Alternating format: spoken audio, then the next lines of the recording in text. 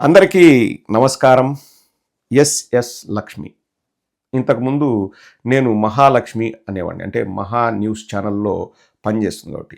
ఇప్పుడు ఏమనాలనో కూడా అర్థం కావట్లేదు. ఎస్ఎస్ లక్ష్మి అనాలనా, లేకపోతే సంక్రాంతి సంబరాల లక్ష్మి అనాలనా, లేకపోతే సంక్రాంతి కమ్మ పండుగ లక్ష్మి అనాలనా, ఏమో నాకు అర్థం కావట్లేదు. ఈ మధ్య జనవరిలో సంక్రాంతి పండగ కేవలం కమ్మవారిది అని చెప్పేసి సంచలనం సృష్టించింది మహాలక్ష్మి, మహాలక్ష్మి, ఎస్ఎస్ లక్ష్మి, సంక్రాంతి లక్ష్మి. ఈరోజు అటువంటి మాటే మాట్లాడి మళ్ళీ వార్తల్లో నిలవాలని ప్రయత్నం చేస్తుంది. అంటే తాను కర్పూరంలాగా కరిగిపోతూ ప్రపంచానికి నవ్వుల వెలుగుల్ని ఇవ్వాలని తెగ తాపత్రయపడుతోంది ఎస్ఎస్ లక్ష్మి. అంటే నన్ను ప్రజలు ఏమైనా అనుకొని నవ్వుకొని, కానీ ఆ వార్త మనం జనాల నోట్లో మాట్లాడుకునేలాగా చేయాలంటే మసాలా యాడ్ చేయాలి. సో నేను యాడ్ చేస్తాను, మీరు నవ్వుకోండి అనే విధంగా ఎస్ లక్ష్మి, సంక్రాంతి సంబరాల లక్ష్మి మాట్లాడుతుంది. ఇంకా ఆలస్యం ఎందుకు, అసలు విషయంలోకి వెళ్దాం. జగన్మోహన్ రెడ్డి గారంట ఎంతోమందిని మార్చేశారంట డబ్బులు ఖర్చు పెట్టి. సో ఎంతమందిని మార్చారో లక్ష్మి గారి మాటల్లోనే విందాం. అంటే ఇంకా వాళ్ళ బాధ ఇంకా మనం అర్థం చేసుకోగలం. అందులోనూ ఇంకా ఏం మాట్లాడగలం, చెప్పింది వినగలం అంతే. ఒకసారి వినండి మీరు కూడా. లక్ష్మి ఏదో చెప్తుందంట, తాపత్రయపడుతుంది. ఒకసారి వినండి. ఈ విధంగా ఆంధ్రప్రదేశ్ ఖజానా నుంచి 300 కోట్ల రూపాయలు క్రిస్టియన్ మత విస్తరణకు ఉపయోగించారు జగన్మోహన్ రెడ్డి గారు. తద్వారా 1,70,00,000 మందిని మతంలోకి మార్చడానికి, 1,70,00,000 మంది ఓటర్లను మతంలోకి మార్చడానికి పనిచేశారు. ఒక్క మనిషి మారినా సరే అది జగన్మోహన్ రెడ్డి గారి ఓటే. ఏ ఒక్కరి మతం మారినా సరే అది జగన్మోహన్ రెడ్డి గారి వైసీపీ కార్యకర్తలుగా మారుతారు. ఎట్లమ్మా, నిజంగా నాకు మాటలు రావండి వీళ్ళు మాట్లాడే మాటలు. 300 కోట్ల ప్రజాధనాన్ని హిందువులను క్రిస్టియన్స్గా మార్చడానికి వాడుకున్నారంట జగన్మోహన్ రెడ్డి గారు. ఎక్కడైనా ఒక చిన్న ఆధారం ఉందా ఏ విధంగా 300 కోట్లు వాడారు, ఏ విధంగా 300 కోట్లు అయినా వాళ్ళని ఆధారాలు అడగాలంటే మనకు కూడా ధైర్యం ఉండాలండి. అంటే వాళ్ళు ఏం చేస్తారు, నెక్స్ట్ క్యారెక్టర్ అసాసినేషన్, వ్యక్తిత్వ హననం చేస్తారు మనం ఏదైనా ఆధారాలు చూపించమంటే. సరే, ఆవిడ మాటల్ని మనం కోట్ చేస్తూ మాట్లాడదాం. సో 300 కోట్లు ఖర్చు పెట్టి 1,70,00,000 మందిని మార్చేశారంట హిందువుల నుంచి క్రిస్టియన్స్. ఆవిడ లెక్కల ప్రకారమే ఒకసారి మాట్లాడుకుందామండి. 300 కోట్లు ఖర్చు పెట్టారు, 300 కోట్లు డబ్బులు డిస్ట్రిబ్యూట్ చేస్తే 1,70,00,000 మంది హిందువులు క్రిస్టియన్లుగా మారారు. ఏది, జగన్మోహన్ రెడ్డి గారు ముఖ్యమంత్రిగా ఉన్నప్పుడు ప్రభుత్వ ధనాన్ని ఖర్చు పెడితే మారారనుకుందాం. సో మనం 300 కోట్లను 1,70,00,000 మందికి పంచితే అంటే ఒక్కొక్కరికి నాకు తెలిసి 200 రూపాయల కంటే కూడా తక్కువ, 175, 180 రూపాయలు ఒక్కొక్కరికి ఇచ్చినట్లు.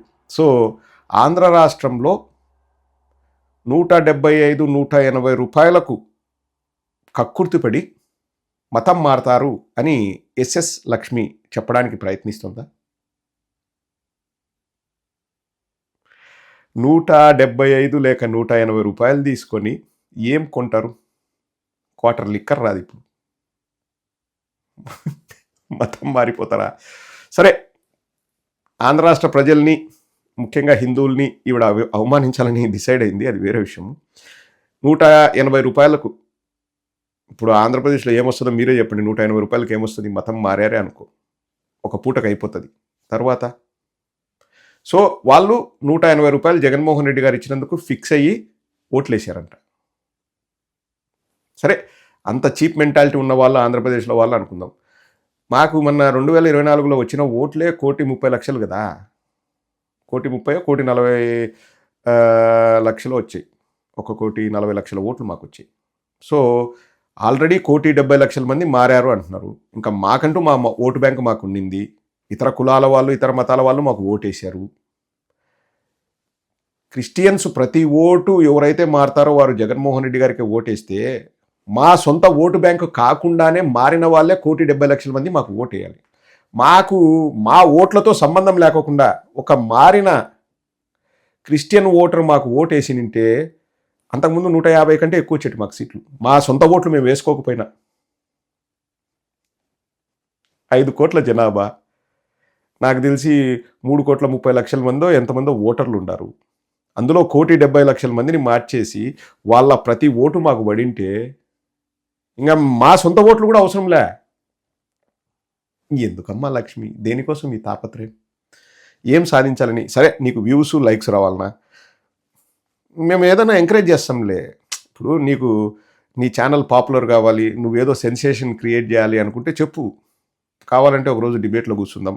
మా వాళ్ళందరూ కూడా చెప్తా, మగధా లక్ష్మి ఛానల్ చూడండి, గారెలు బూరెలు ఏదో సంక్రాంతికి వండే వాళ్ళంట, కమ్మవారి ఇంటి నుంచే వంటలు వచ్చేటవంట, మిగతా వాళ్ళు ఎవరు వండలేదంట. అట్లా ఆ విషయాలు కావాలంటే నేను కూడా ప్రమోట్ చేస్తా.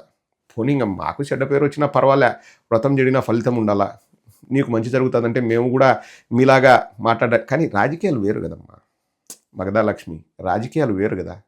రాజకీయాలు అన్నవి ప్రజల జీవన శైలిని, ప్రజల జీవన ప్రమాణాలని అవి ప్రతిబింబిస్తాయి. సో వాటి గురించి మనం మాట్లాడేటప్పుడు జాగ్రత్తగా మాట్లాడాలి కదా లక్ష్మి. నోటికి వచ్చినట్టు మాట్లాడితే ప్రజలు నోటితో నవ్వరు. నువ్వే చెప్పినావు, నీ నోటి కూడా నువ్వే చెప్పినావు 300 కోట్లు ఖర్చు పెట్టి 1,70,00,000 మందిని హిందువుల నుంచి క్రిస్టియన్స్గా మార్చారు అని. ఆ ఓట్లు ఆ ఓట్లన్నీ కూడా, మారిన ఓట్లన్నీ కూడా జగన్మోహన్ రెడ్డి గారికే పడతాయంట. ఆ ఓట్లు మాకు పడింది ఇది. ఇంత చిన్న లాజిక్ ఎట్ట మర్చిపోయినావు నువ్వు? సరే మిగతా అంతా కూడా అవసరంలే, పులివెందల్నే ఒక క్లస్టర్గా తీసుకుందాం, ఒక శాంపుల్ సైజ్ తీసుకుందాం పులివెందల్ని. ఇప్పుడు నువ్వే పోమ్మా, నీ మగధా ఛానల్ ఆ గొట్టం పట్టుకొని నువ్వు పులివెందలకు పో, పూలంగళ్ళ దగ్గరనో లేకపోతే ఇంకో చోటో నువ్వు పోయి ఎంతమంది, ఒక 100 మందిని నువ్వు శాంపుల్ తీసుకో, మైక్ పెట్టు.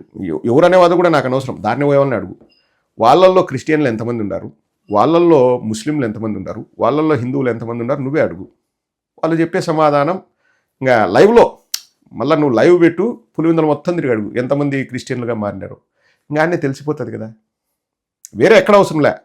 ఇప్పుడు ఇంట గెలిచి రచ్చ గెలిచాలంటారు. ఒకవేళ జగన్మోహన్ రెడ్డి గారిని అందరినీ క్రిస్టియన్స్గా మార్చాలంటే వాళ్ళ ఊర్లోనే ఫస్ట్ స్టార్ట్ చేస్తాడు కదా, పోయి పులివెందులు అడుగు. ఇప్పుడు మా ఊరు పులివెందులకు 30 కిలోమీటర్లు, కావాలంటే మా ఊరు నుంచి కూడా ఒక 3-4 నీకు సపోర్ట్ కావాలంటే పంపిస్తా. మైక్ పెట్టుకో, లైవ్ పెట్టు, నువ్వే ఎవరినైనా అడుగు, ఇంకా ఆడ తెలిసిపోతుంది కదా. ఎందుకు ఇవన్నీ ప్రతి మాట కూడా నవ్వుల పాలు అవుతున్నావు లక్ష్మి. నువ్వు మాట్లాడే మాటలు అట్లున్నాయి, నోటికొచ్చిన మాటలు మాట్లాడతారండి. దానికి సాంకేతికత ఉందా, లేకపోతే దానికి ఒక ఎవిడెన్స్ ఉందా, శాస్త్రీయంగా మాట్లాడుతున్నారా, మనం మాట్లాడేది ప్రజలకు రీచ్ అవుతుందా లేదా కదా. లేదు నాది ఎంత సెన్సేషన్ క్రియేట్ చేస్తుంది, నా వార్త ఎంత ప్రజల్లోకి వెళ్తుంది, ఎంత గొర్రెల్ని చేయగలం మనం ప్రజల్ని, మసాలా ఎట్లా మనం వండి వార్చగలము, తద్వారా మన ఛానల్ని ఎట్లా పైకి తీసుకురాగలము, నేనే ఫస్ట్ చెప్పింది నేను. బండి సంజయ్ కొడుకును జైల్లో పెడితే బండి సంజయ్ కొడుకును సపోర్ట్ చేస్తుంది. మగ లోకానికి, మగ జాతికి నేను అండగా ఉంటా, మగ జాతి ఎప్పటి నుంచో దెబ్బతింటుంది అని చెప్పేసి బండి సంజయ్ కొడుకును సపోర్ట్ చేసింది. ఏందమ్మా లక్ష్మి ఇది? నీకు సబ్స్క్రైబర్స్ ఉన్నారా? ఏమో బా, అంటే పాపం మీకు కామెడీ కావాలి, లేకపోతే మీకు ఫన్ కావాలంటే మగధా లక్ష్మి ఉరఫ్, ఇంతకుముందు మహాలక్ష్మి అనేవాడిని, అది ఇప్పుడు లేదు. పొట్లాలు చుట్టే టాల్కమ్ పౌడర్తో కూర్చొని మాట్లాడేవాళ్ళు, అది అయిపోయింది. ఇప్పుడు మగధా లక్ష్మి లేకపోతే సంక్రాంతి లక్ష్మి అయింది. చూడండి, ఏమో బా, వీళ్ళ గురించి మాట్లాడాలంటే మనకు కూడా ధైర్యం ఉండదు, మనకు ధైర్యం సరిపోదు. ఎందుకంటే వాళ్ళ ఐక్యూ లెవెల్స్, వాళ్ళ ఆలోచన విధానము, వాళ్ళు మాట్లాడే మాటలు, వాళ్ళు తీసుకొచ్చే టాపిక్స్ ఎక్కడి నుంచి తీసుకొస్తారో కూడా ఊహించడానికి కూడా కష్టంగా ఉంటుంది. దేవుడా లక్ష్మి, నిజంగా నువ్వు గ్రేట్ లక్ష్మి. నువ్వు ప్రజల్ని ఇంతగా నవ్విస్తున్నావు అంటే నువ్వు మామూలు విషయం కాదు. Really appreciate it.